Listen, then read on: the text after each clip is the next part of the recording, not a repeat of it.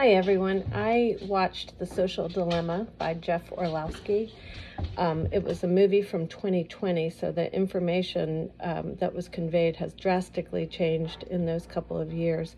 But the film features prominent big tech executives and designers from all the major companies like Google, Facebook, Pinterest, Mozilla, and Firefox. And these guys are all together speaking out about the alarming statistics and effects that social media brought to our society since it started. They begin by talking about social network, how they started with the very best of intentions, and that they just weren't prepared for the consequences. They spoke about their intentions being trying to help people make connections, building communities, and bringing the world together, like finding organ donors or connecting lost family members. And they consistently refer to how these social platforms really eroded the fabric of society. Tristan Harris, who worked for Google, he's one of the main featured guys. He's now made it his goal to try to align technology with humanity. So that's his focus these days. Trying to bring awareness to people for the inner workings of social media, the psychology of it, and how we need to be informed to not lose control over who we are and what we believe. So there were two really interesting things that occurred in the beginning of the film that struck me.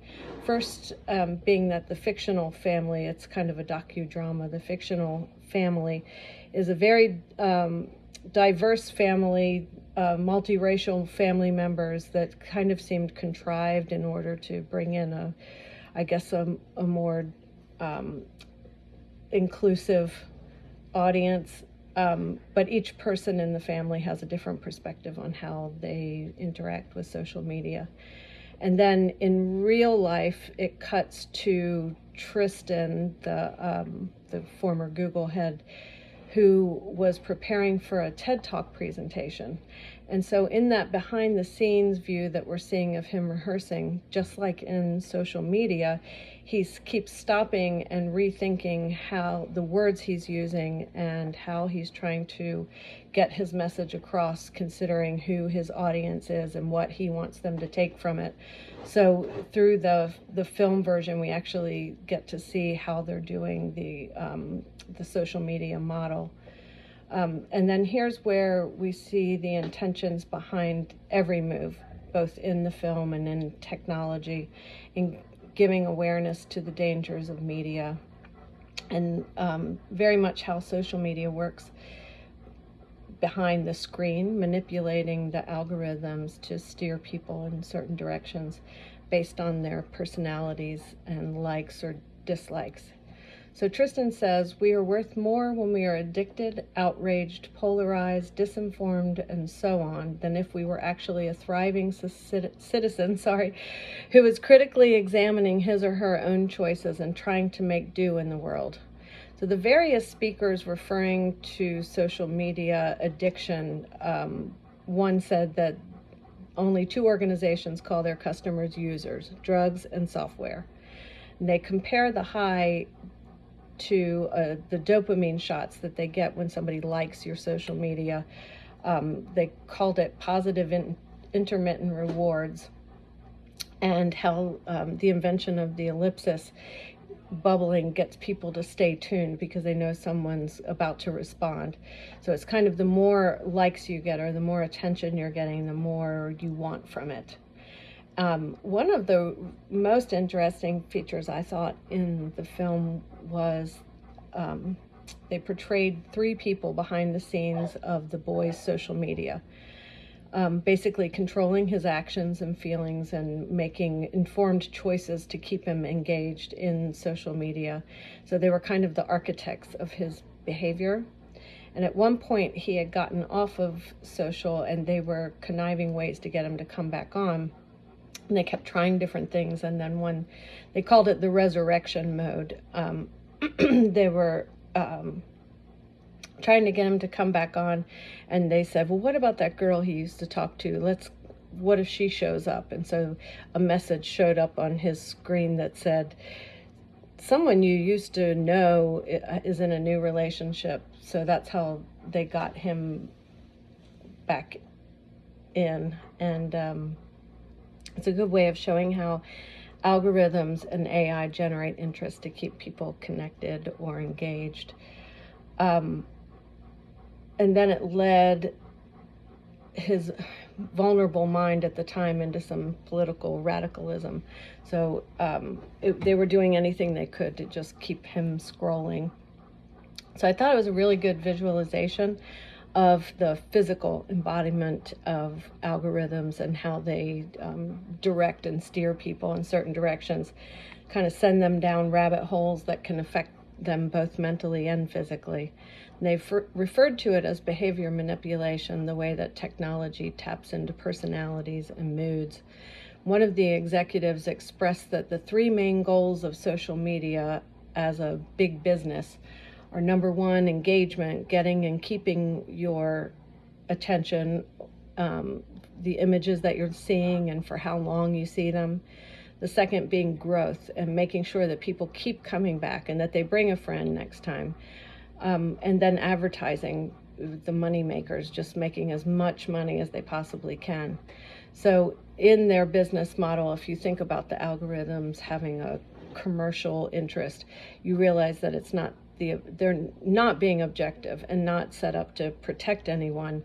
It's really just preying on human weakness and exploiting it, like the boy that was depressed. And it makes you wonder if your interests and intentions are purely your own, or were they unconsciously maneuvered toward certain things. I know that I myself have gone down certain rabbit holes because something popped up. But another sentiment when thinking about the business behind social media said that if you're not buying a product, then you are the product. One of the guys said that 2 billion people's thoughts and actions have been designed by 25 white guys. And so considering that the young, white, male origin of social media, it's no wonder that stereotypes and misrepresentations have become so prominent in AI. Taking a look at the inner workings of social media and the psychological repercussions was very eye-opening and disturbing. They threw out a lot of statistics pointing out the ever-increasing percentages of depression, anxiety, self-harm, and suicide, which was in 2022 up over 150% for preteens alone. So they described the current relationship with technology as a simultaneous utopia and dystopia. While technology is doing so many amazing things in our world, it's also creating a whole new set of problems and issues that, again, they said are eroding society. It was definitely a lot of information, and it caused me to dig deeper into some follow-up presentations. The movie didn't refer directly to AI bias, but it did make me think about how the algorithm designs and feedback loops can unintentionally discriminate against certain races or gender. Even the vocabulary used, which may be due to errors in programming or due to biases of the programmers themselves.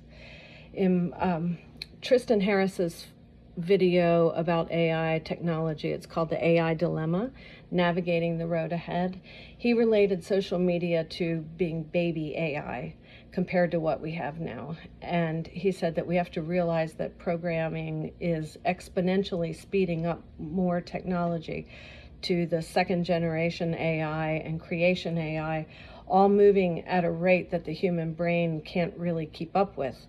He said, imagine that it's amplifying the superpowers of a superpower. So it could make racism worse if there is some kind of racial or social propaganda that's spreading at 6 times the speed of actual current news. And it will get so far beyond our ability to help control it or put an end to it, not to mention the political agendas and all the fake news out there. Fake audio and images that are AI is generating and disorienting and perpetuates all these biases. The top features of today for what's popular, how we should look, the way we should sound, the languages used, they're cycling back to the top in the generation cycle and leaving the lower half behind. He explained that the race to take more shortcuts and train faster and deploy more advanced technology, that safety's left behind and it's undermining our society. Governance needs to be upgrading at the same speed as technology. So the movie brought up a lot of conversations this week with family and colleagues and other parents. It's really been on my mind a lot. And it's why it's so important for us to keep informed so that we can help educate and promote visual media literacy in an effort not to lose control of democracy, especially with the students that we're reaching. They need to be informed so that they have a more humane future and one where they have agency over their own thoughts and beliefs. So if you haven't had a chance to check it out, it's definitely eye-opening. Thanks.